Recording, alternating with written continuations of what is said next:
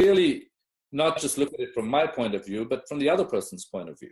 So just from that conversation, instead of saying being defensive, I feel like it really helped for me to say, well, what are the ways in which this person is making a point that may be helpful to me?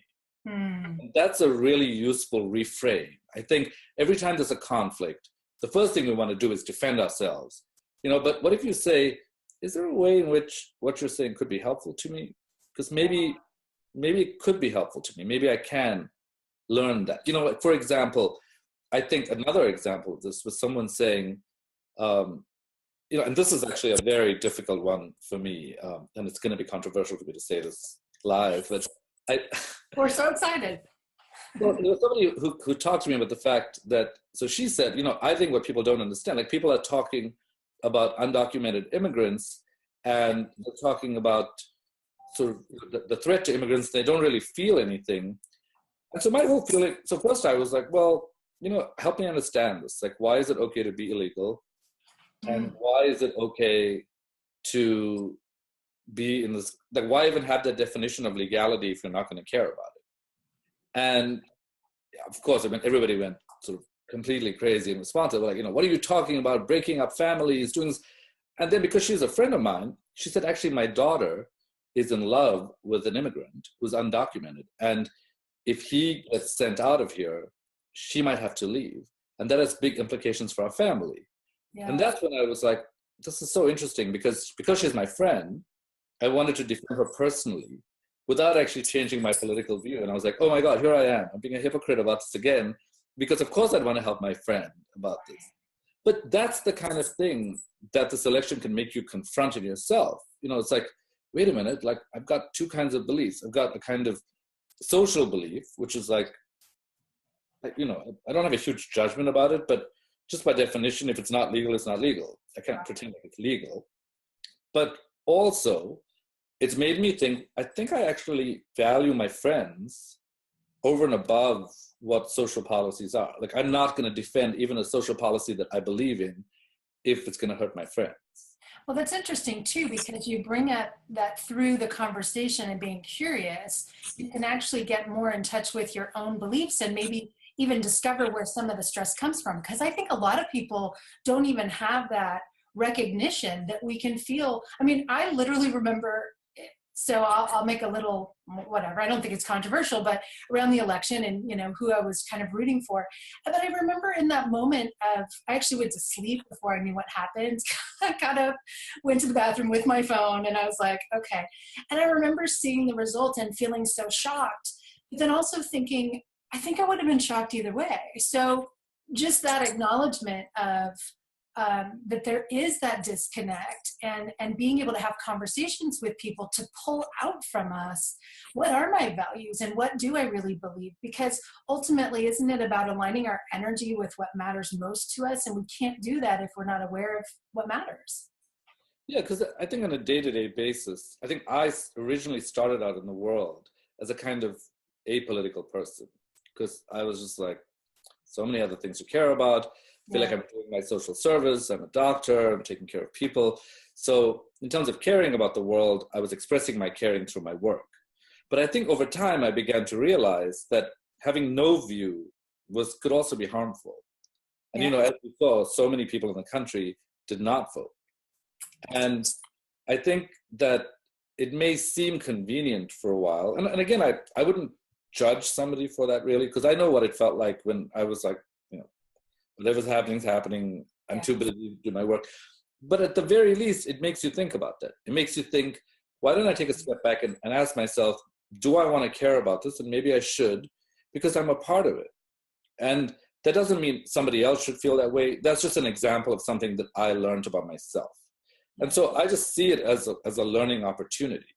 I see it as a learning opportunity. And I would want to forewarn people that, emotions are contagious, because we have mirror neurons in our brains, which pick up other people's emotions. Wow. So we could be feeling a certain amount of distress, but by picking up everybody else's distress around us, it increases the amount of distress we're actually feeling, because our brains start mirroring their distress.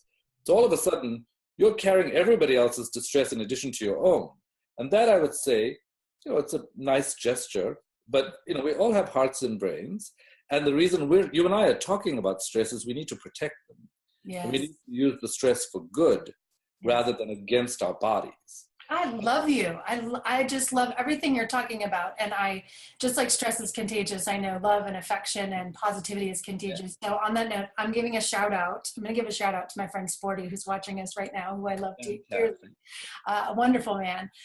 In the group, the Association for Applied and Therapeutic Humor, that I do a lot of work with, that Sporty and I are co-chairing a conference in Orlando next year. And this is not a promotion. I hadn't planned to say that, but just that when we get together with people where we have that kind of shared interest in really, even with laughter and humor, it's not to minimize people's experience, but to add some energy that's going to be uplifting to just get us out of that amygdala hijack that everything is wrong and that contagious, I see that now and it scares me a little bit with like mob mentality that we want so desperately to be part of a tribe that, some people are getting swept into the energy of I've got power and control. And so I'm going to go force this and it's us versus them, as opposed to what we're trying to do, which is how do we have a conversation to just appreciate and understand each other, even if we don't agree.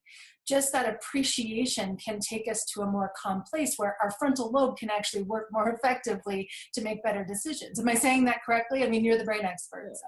No, I absolutely. Because I think the thinking centers in the brain are connected to the feeling centers. Yeah. And so if you get too much activation in the feeling centers, then the thinking centers are not going to be able to work right. So I think to the extent that we can moderate that emotion, and there are very particular ways you can do that, I think, aside from just taking a step back or being mindful or doing a reality check like this too shall pass, or sort of asking yourself what you're in control of and what you're not in control of, and letting go of some stuff that you're not in control of, you can change your emotion, your level of emotional control. I mean, the beautiful thing about the brain, besides the other 100 million things that are beautiful about it, is that you can actually change your own brain.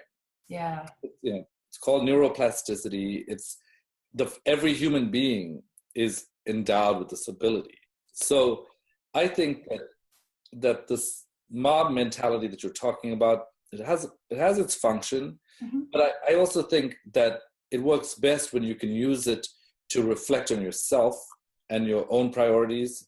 And you can really start to, I have with all this philosophy and psychology and biology, I have a very simple philosophy of life myself that I'd like to share, which is sort of, you live, you die, you do something in between. Now, the question is, how do you want to spend that time? You want to spend all that time kvetching and moaning, and then that's fine. Some people are even charming like that, but that's what you want to do. If you want to remember that for now, we haven't cracked the code on immortality. So for now, we're probably going to die. And if we're going to die, why not, try to live as healthy a life as we can, manage our emotions. Look at what a lot of people don't appreciate is that your whole body is represented in your brain. So you start stressing out your brain, you will start stressing out your body. Like I can lift up my right hand because my hand is represented in my brain. I can eat in my gut because my gut is represented. The entire body is represented in the brain. So when you stress yourself out and you have all these stress hormones getting released, your whole body is getting affected. Everything is going everywhere. So why not try to live, a little better? And I don't feel like it needs to be, like, I don't know how to live a perfect life. I'm far from that.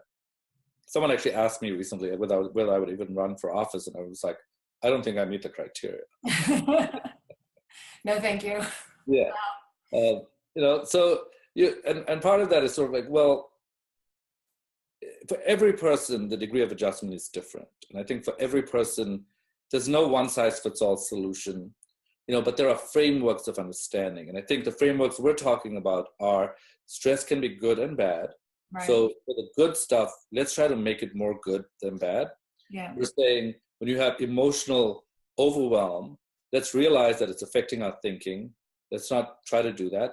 We're saying part of the reason for the emotional overwhelm is that we're taking on other people's emotions. Let's just stick with ours. They're probably strong enough. We're saying when we don't know what's happening, our brains tend to freak out and they think the worst. Let's correct to neutral and re-examine. Yeah. And we're saying that rather than thinking, of differences as, rather than thinking of differences as being sort of about some kind of bad thing, why don't we think of them as being a positive thing? Like, you know, like fashion, right? Sometimes you see things and you're like, I cannot believe how that person is wearing that. Like, that is ridiculous. Like, who would ever wear that? And then you look at it for long enough and you're like, that's kind of interesting. Like that blue and the green kind of go together. And you're like, I like that color. I never thought like those earrings would go with that dress. Like because they look like completely different things. Right. Who would wear those colors? And then all of a sudden, if you look at it for long enough, you start to see how they might actually go together. You even say things like, I'm not a matchy-matchy person. Like, I don't want everything to match. I want things to just fall into place. Well, it's the same thing with people. If somebody's completely different from you, it's a matter of time. If you stick with them, you're probably going to see how you go together in one way or another. I want to let everybody know who's on this live, or if you're watching this later. I didn't even, we didn't introduce ourselves. We just kind of hit the ground running. But obviously, I'm Heidi Hanna, and you're on my page if you're watching this right now. And I'm here with Srini Pillay, who's an amazing neuroscientist. And he's in Boston. I'm in San Diego. So we've got the country covered here. But I also want to share some fun things. And we want these conversations to also be fun and interesting. And I will just tell you, especially if you come back and you watch us do this again, that Srini is our fashionista and our diva by far, and I'm definitely the tomboy, like this is the best I got here, there's no fashion, solid colors, whatever. But it's a fun and playful conversation, and we've talked about doing these regularly and potentially in the afternoon so we can have martinis and blue moons and have a really fun conversation. We're about 20 minutes into it, and I know people have stayed with us for quite a while, so thank you for that. If anyone has questions, if you're still on and you want to answer questions live, I'm keeping an eye on the chat box the best I can. So you can type in a question. We'll hang out for about another 10 minutes or so. So feel free to ask a question. If you're watching this recorded, you can also post a question and we'll respond. We are just kind of feeling our way through this Facebook Live experience because we love having conversations so much. And we hope and we believe that they could be helpful for other people who may be struggling with stress or energy or whatever. So Srini, as we kind of start to wrap this up, you did an amazing job of just summarizing all of the things we covered in a pretty short period of time. But if you were going to give someone, like, let's say I was feeling exhausted. I know people are really feeling burnout. What would be maybe one or two simple strategies that somebody could implement quickly and get a good return on that investment? Sort of giggling to myself because I feel like before I get serious about this, I'll just say sometimes it helps to amuse yourself. Like Absolutely. Do something to crack yourself up. Like Absolutely. Today, I had a couple of meetings and I was like, you know what? They're all upper body meetings. So I'll just dress differently in the upper body, and then these pants, I'll keep to myself because I'm like, I just feel like wearing these leopard print pants today. So I'm just going to wear them. Awesome. No one's here. I'm by myself. I crack myself up. I look at them and I'm like, they give me some kind of joy. So first thing is that the amygdala, the anxiety center in the brain, processes all emotions. But generally, fear jumps to the front of the line. Unless you give it an experience like humor, which takes over, or you crack yourself up the way that I did. So from time to time, I'll be walking around. I'll be like, this is hilarious, but I like it. Like I feel comfortable. I feel like I can have formal conversations and feel like I'm in my pajamas. So for every person that's different, but I think if you can just remember that you want to displace fear from the anxiety center in the brain, and you can do that very effectively, as you said, with humor and with some kind of self-awareness. I think that's the first thing.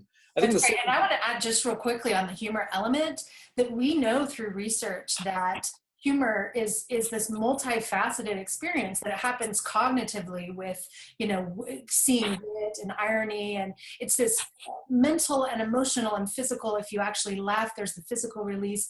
But really good friends of mine up at Loma Linda have done research showing that experiencing humor reduces C-reactive protein in the brain and body, reduces inflammation, and also helps improve short-term memory. So, I mean, humor it's a real thing. And I think a lot of people think that, again, we're just throwing Band-Aids on problems, but it's not. It's reframing the experience. And one of the things I start with every day, and I've shared this before, is movement, meditation, and mirth, which is just finding something funny. Even if I don't laugh, the mental framework of going through the process of finding something funny and ideally sharing it with somebody, it's magical. It's really powerful. So I just want to quickly say, don't underestimate the simple things that intuitively you already know work for you, like exercising, meditation, and humor.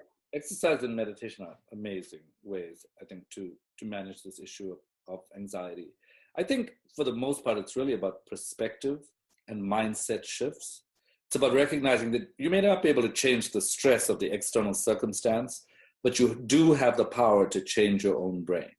So you said choose one thing to tell everybody to do today. I would say we know that reframing, there are multiple studies that show that when you reframe, it's not just trying to act like it is another way. It's actually changing your moving brain blood flow from the anxiety center back to the thinking brain. So when you take this hyperactivation of the anxiety center away with reframing, it can really help you. And one practical way to do that is when you're in any situation, if you're feeling ticked off, you're feeling annoyed, or you're feeling frustrated, or you're feeling afraid, ask yourself one simple question, which is, is there one way in which I can make the situation work for me? You know, and a lot of times it's really about looking at the situation and saying, maybe if I'm feeling totally ticked off, I can listen and learn. I can understand what the opposition feels in greater detail. Because a large part of our conflicts come from not fully understanding because we want to assert ourselves. But just asking yourself that one question today, you know, whether you're going home to a spouse who's grumpy, you know, the moment you enter, if your impulse is to be like, why are you so grumpy? Or, you know, you can say, I wonder what I can learn from this today. So just reset to pause.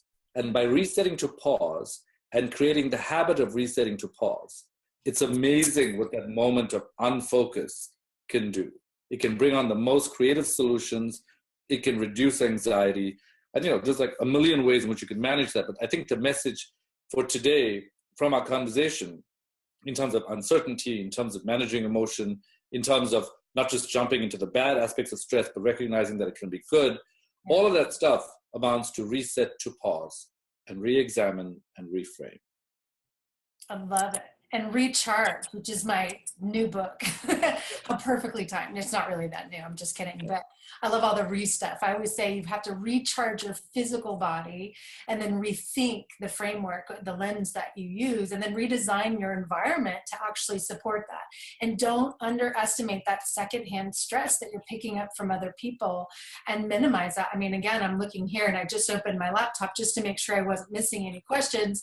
So I'm like, you know, we need to be careful that we're not bombarding our brain with all of this noise. Good friends of mine, Sean Acorn, Michelle Geelan, actually did a study looking at people who watch the news, and they showed that people that watch like 3 minutes of negative news in the morning, I think it was 27% more likely to rate their day as negative. So I just find that a lot of times people aren't aware that that messaging is building those neural networks to create the mindset. And if we have awareness through conversation and we can just pause, I love that. Go back to pausing and then come up with a mindset of curiosity. I find curiosity to be so soothing because it's no longer about me and me trying to problem solve.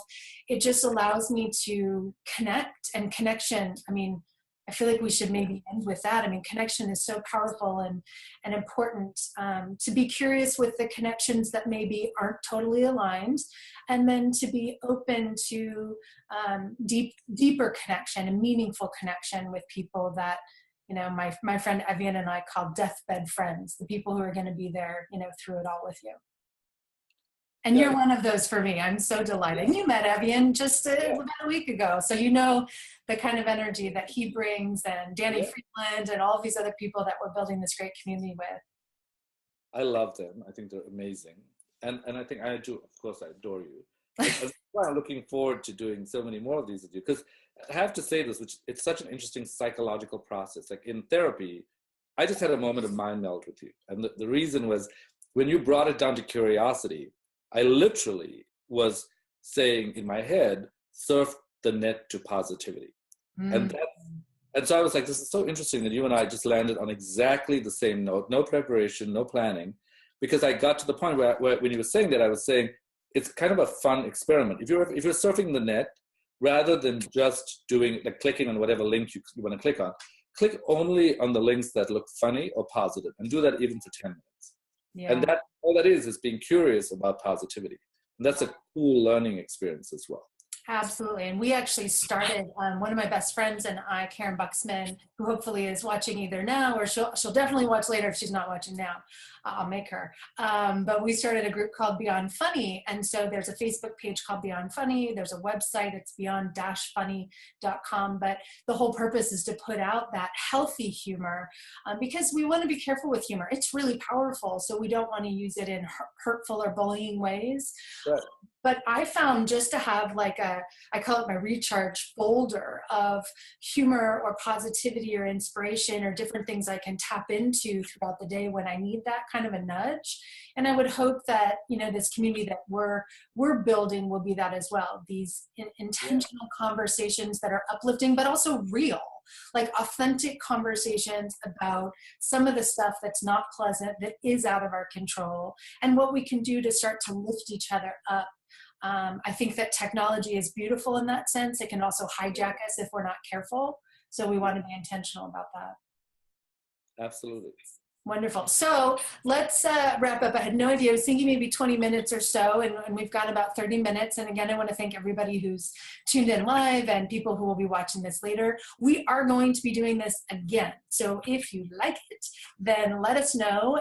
And the plan, we've actually got several Wednesdays coming up at about the same time frame, might be a tad earlier, where we're going to be doing Facebook Live and either from Boston or San Diego or wherever we are, and having conversations. So if there's specific topics that you want to see us address, then just post a comment below the video, and you know, check out our stuff. I also want to highlight Srini has some amazing works out there. He's got books, Life Unlocked and Your Brain. Is it Your Brain on Business? Was the business book?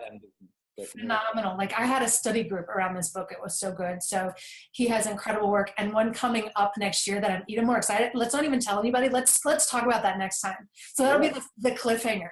We're going to talk about something next time that's really fun and playful, but also very, very powerful for the brain. So we'll make that our topic. Does that sound good? Absolutely. Did you have fun? This was fun, right? It's so fun. And I'm just so excited to grow the community in the conversation, because I feel like in the same way that I feel like we stimulate each other to think about different things, I think we're doing that because we want to really stimulate thought all around the world. And so come join us and let us know what you're thinking, and let us know how we can help you find what I believe is the ingenuity within yourself, because that, I think, is the purpose of these conversations. It's to stimulate the innate intelligence that I not only believe exists in everyone, but that I have seen over and over again in my practice. And that's the reason that I believe that we can succeed at this. Amazing. All right. Love you. Have a wonderful day. Thank you all, everybody. And we will see you again very soon. That's wrapping up. Cool. We did it.